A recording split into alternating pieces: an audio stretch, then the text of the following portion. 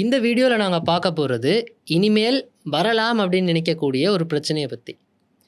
உலகத்தோட ஒரு பகுதியில் ஹோமுஸ் நீர்நிலையை மூடி திறந்து விளையாடிக்கிட்டு இருக்கிற நேரம், உலகத்தோட இன்னொரு பகுதியில், அதாவது ஆசிய தென்கிழக்காசிய பகுதிகளில் இருக்கிற முக்கியமான ஒரு இடத்துல இதே மாதிரி இன்னொரு பிரச்சனை வரலாம் அப்படிங்கிற ஒரு நிலைமை உருவாகி கொண்டிருக்கு.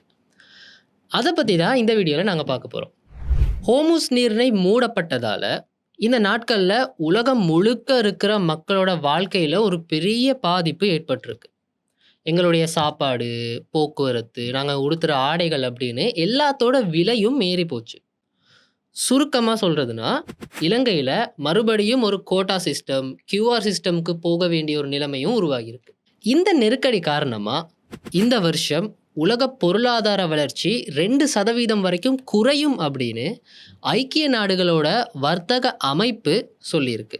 பொதுவாக நீர்நிலை அப்படின்னு சொல்கிறது 2 பெரிய கடல் பகுதிகளை ஒன்றா இணைக்கிற குறுகலான இயற்கையான ஒரு நீர்ப்பாதையை தான். இந்த நீர்நிலைகளுக்கு புவிசார் அரசியல் ரீதியாகவும் ஸ்ட்ராட்டஜி ரீதியாகவும் பெரிய முக்கியத்துவம் இருக்குது. அதனாலேயே இந்த நீர்நிலைகள் எல்லாமே முக்கியமான கப்பல் போக்குவரத்து பாதைகளாக பயன்படுத்தப்படுது. வேற மாதிரி சொல்கிறதா இருந்தால், சர்வதேச வர்த்தகம் மூலமாக நாடுகள் எல்லாம் ஒன்றா இணைஞ்சிருக்கிற இந்த உலகத்தில் வெளிநாட்டு கொள்கைகளில் இந்த நீர்நிலை அப்படிங்கிறது முக்கியமான ஒரு கருவியாக இருக்குது. அப்படிப்பட்ட இன்னொரு நீர்நிலை தான் மலாக்கா நீர்நிலை. ஹோமுஸ் நீர்நிலை மாதிரியே மலாக்கா நீர்நிலை பற்றியும் இப்போ அமெரிக்கா கொஞ்சம் ஆர்வமாக இருக்குது அப்படின்னு சொல்லலாம். 16, 17ஆவது நூற்றாண்டுகளில் மலாய் கடற்கரையில் இருந்த மெலாக்கா, அப்படி இல்லாட்டி மலாக்கா வர்த்தக துறைமுகத்தால் தான் இந்த நீர்நிலைக்கு இப்படி ஒரு பெயர் கிடைச்சிருக்கு. 900 கிலோமீட்டர் நீளம் இருக்கிற இந்த நீர்நிலை இந்திய பெருங்கடலையும் பசிபிக் பெருங்கடலையும் இணைக்கிற ஒரு கடல் பாதை. இதுக்கு மேற்கு பக்கம் இந்தோனேஷியாவோட சுமாத்ரா தீவும், கிழக்கில் மலேசியாவும், தெற்கில் தாய்லாந்தும் இருக்குது. ஸோ மலாக்கா நீர்நிலையோட முக்கியமான எல்லை நாடுகளாக மலேசியா, இந்தோனேஷியா, சிங்கப்பூர், அப்புறம் தாய்லாந்து இருக்குது. இந்த நீர்நிலையோட வடக்கு நுழைவாயிலில் இருந்து ஒரு 150 கிலோமீட்டர் தூரத்தில் இந்தியாவோட அந்தமான் நிக்கோபார் தீவுகள் இருக்கிறதுனால மலாக்கா நீர்நிலை இந்தியாவுக்கும் ரொம்ப முக்கியமாக இருக்குது. ஏன்னா இந்தியாவோட வர்த்தகத்தில் ஒரு பெரிய பகுதி இந்த நீர்நிலை வழியாக தான் நடக்குது. 2026 மார்ச் மாதம் அமெரிக்கா இந்தோனேஷியாவோட ஒரு புது ஒப்பந்தத்தை கையெழுத்திட்டு இருக்காங்க. அது மூலமாக அமெரிக்க இராணுவ விமானங்களுக்கு இந்தோனேஷியா வான்வெளியில் முன்னைய விட இப்போ அதிகமாக நடமாடுறதுக்கான அனுமதி கிடைக்குது. இதனால மலாக்கா நீர்நிலை வழியாக அமெரிக்காவோட கண்காணிப்பு வேலைகளையும் கட்டுப்பாட்டையும் இன்னும் அதிகப்படுத்த முடியும். ஆனால் அமெரிக்கா ஏன் இப்படி ஒரு ஒப்பந்தம் போட்டாங்க? அதை தெரிஞ்சுக்கணும்னா மலாக்கா நீர்நிலையோட முக்கியத்துவத்தை நாங்கள் முதல்ல புரிஞ்சுக்கணும். மலாக்கா நீர்நிலையோட ஸ்பெஷல் என்ன அப்படின்னு பார்த்தா, இந்த உலகத்தில் இருக்கிற 2வது பிஸியான எண்ணெய் போக்குவரத்து பாதை அப்படின்னு சொல்லப்படுது. 1வது இடத்துல ஹோமுஸ் நீர்நிலை இருக்குது. மலாக்கா நீர்நிலையோட அகலம் ரொம்ப குறைவாக இருக்கிற இடமே வெறும் 3 கிலோமீட்டர் தான். கடல் வழியாக போகிற கச்சா எண்ணெயில் 22% 29% வரைக்கும் இந்த மலாக்கா நீர்நிலை வழியாக தான் போகுது.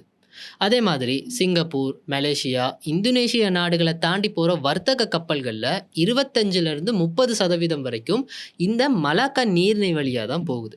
நமக்கு வெளிப்படையாக தெரியாட்டியும் அமெரிக்கா இப்போ போர் அப்படிங்கிற விஷயத்தை தாண்டி அதுக்கும் மேலே ஏதோ ஒன்றுக்கு தயாராகுது அப்படின்னு சொல்லி விமர்சகர்கள்லாம் சொல்கிறாங்க. எப்படியுமே லாபம் இல்லாமல் யாரும் எந்த வேலையும் செய்ய மாட்டாங்க தானே. ஆயுதங்களால் போர் செய்கிறத விட எண்ணெய் விநியோக பாதைகளை தடுத்து தன்னோட எதிரியான சீனாவோட பலத்தை உடைச்சு அவங்கள விட ஒரு படி மேலே போகிறதுக்கு அமெரிக்கா ரெடி ஆகிறதா ஒரு சில பேச்சுகளும் இருக்குது. அது உண்மையாக கூட இருக்கலாம். போன வருஷம் டொனால்ட் ட்ரம்ப் எல்லா நாடுகளுக்கும் வரி விதித்தார். இந்த வருஷம் ஆரம்பத்திலேயே வெனிசுலாவுக்கும் அதுக்கப்புறமா ஈரானுக்கும் ஆயுதங்களால் தாக்குதலும் நடத்தினாங்க. இதை எல்லாத்தையும் பார்க்கும்போது மலாக்கா நீர்நிலையில் கை வைக்கிறது சீனாவுக்கும் முழு ஆசியாவுக்கும் வலிக்கணும் அப்படிங்கிறத ஒரு நோக்கமாக கூட இருக்கலாம். ஹோமுஸ் மாதிரி இல்லாமல் மலாக்கா நீர்நிலை வழியாக எண்ணெய் மட்டும் இல்லை, வாகனங்கள், ஃபினிஷ்ட் குட்ஸ், அப்புறம் செமிகண்டக்டர்ஸ் மாதிரியான நிறைய விஷயங்களும் கொண்டு போகப்படுது. சைனாவை தவிர தென்கொரியா, ஜப்பான், அதுக்கப்புறம் டாய்வான் மாதிரியான நாடுகளோட கச்சா எண்ணெய், எரிசக்தி தேவையில் கிட்டத்தட்ட 80% வரைக்கும் இந்த மலாக்கா நீர்நிலை மூலமாக தான் கிடைக்குது. இந்த நீர்நிலையை அளவுக்கு அதிகமாக நம்பி இருக்கிறது சீனாவோட பாதுகாப்புக்கு ஒரு பெரிய ரிஸ்க்குன்னு கூட சொல்லலாம். அதனால என்னைக்காவது ஒரு நாள் இந்த நீர்நிலை காரணமாக தங்களுக்கு ஒரு பெரிய அரசியல் ஆபத்து வரும்னு சைனாவுக்கு முன்னாடியே தெரிஞ்சிருக்கு. இதைத்தான் மலாக்கா டிலேமா அப்படி இல்லாட்டி மலாக்காவுடைய தர்ம சங்கடம் அப்படின்னு சொல்கிறாங்க. ஹோமுஸ் நீர்நிலை, மலாக்கா நீர்நிலை இந்த ரெண்டையும் எடுத்துக்கிட்டா இது ரெண்டுக்கும் இடையில் இருக்கிற ஒற்றுமை வேற்றுமைகளை வச்சு அதோட முக்கியத்துவத்தை எங்களால் புரிஞ்சு கொள்ள முடியும். ஹோமுஸ் நீர்நிலை ஈரான் அதுக்கப்புறமா ஓமானுக்கு இடையில் இருக்குது. ஆனால் மலாக்கா நீர்நிலை மலேசியா அதுக்கப்புறம் இந்தோனேஷியாவுக்கு இடையில் இருக்குது. இம்பார்ட்டன்ஸ்னு பார்க்கும்போது வளைகுடா நாடுகளில் இருந்து எண்ணெய் ஏற்றுமதி பண்ணுற வாசலாக ஹோமுஸ் நீர்நிலை இருக்குது. மலாக்கா நீர்நிலை ஆசியாவோட வர்த்தகத்துக்கும் எரிசக்திக்கும் முக்கிய பாதையாக இருக்குது. இதை நாங்கள் எனர்ஜி கொரிடோர் அப்படின்னு கூட சொல்லலாம்.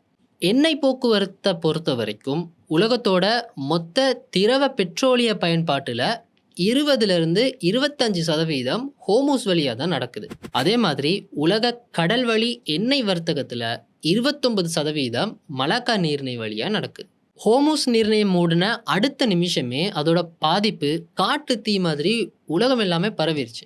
அதுக்கு முக்கியமான காரணம் ஹோமுஸ் நீர்நிலைக்கு பதிலாக பயன்படுத்த வேற மாற்று வழிகள், ஆல்டர்னேட்டிவ் ரூட்ஸ் எதுவுமே இல்லை அப்படிங்கிறது தான்.